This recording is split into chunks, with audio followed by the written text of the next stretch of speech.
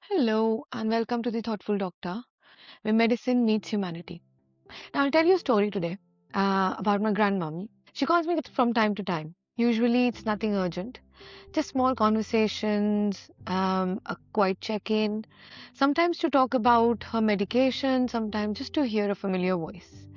And I've always thought of these calls as gentle, ordinary, and the kind you can return later.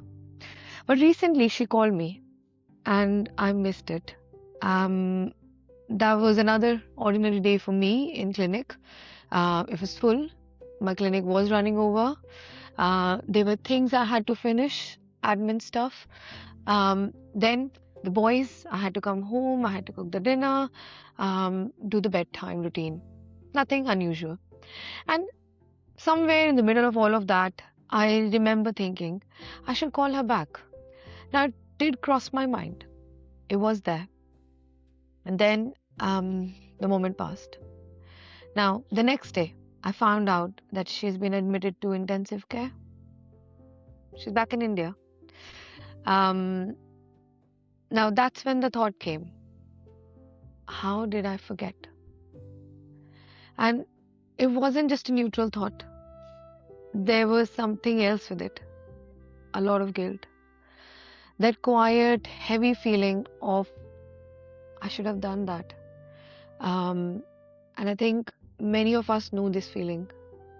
Not just in big moments like this, but in everyday life. Maybe you forgot to reply to a friend. Maybe you missed something really important.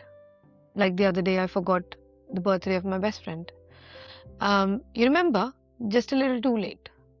And very quickly, the question becomes personal. What's wrong with me?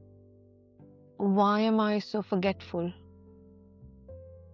So, in this space today, I would like to pause and choose one thought to sit with. So, today, let's stay with this one. How could I forget something that mattered? Because something interesting is happening here. Let's break it down. Now, what we often call forgetfulness is not always about memory. It's about how much the mind is holding at once. Our brains have something called as working memory. Now, you can think of it as a small mental workspace, a space where information sits briefly while we use it. Now, if there are just a few things there, everything feels manageable. But when that space becomes crowded, something changes. Things don't always get properly registered, they don't fully settle. And if something never really settled or got registered, it doesn't become a memory.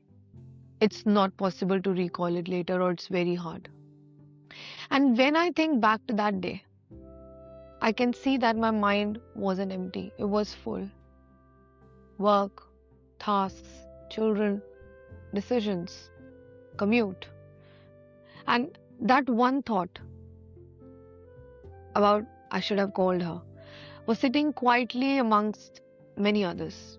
Not absent, not unimportant, just not given enough space to stay. So it wasn't that I didn't care. It's that my mind was already holding so much that something had to give. Now, there's a belief many of us carry that if it mattered, I would have remembered. I thought the same. But importance and capacity, are they the same thing? I don't believe so. You can care deeply and still not have the space to hold everything in that very moment.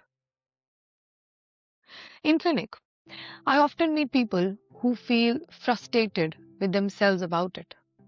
They'll say things like, oh, I keep forgetting things. I feel like I'm not functioning properly.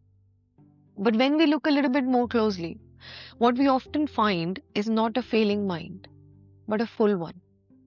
A mind holding many things at once, trying to keep up with a world that moves very quickly and rewards rushing.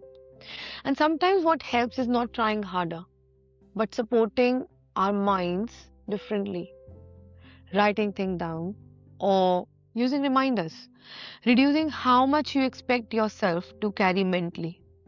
Not because you're incapable, but because you're human. And if you're parenting, you might notice this in children too.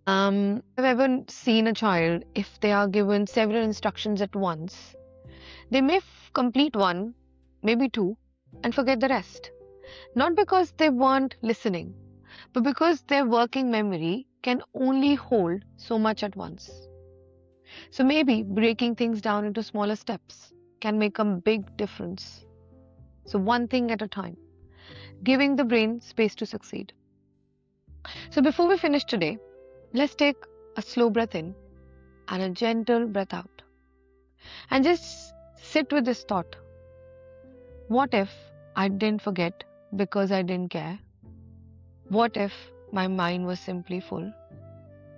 Not broken, not careless, just full. And maybe needing a little more support is okay. Because the world moves fast, but understanding people takes time. Thank you.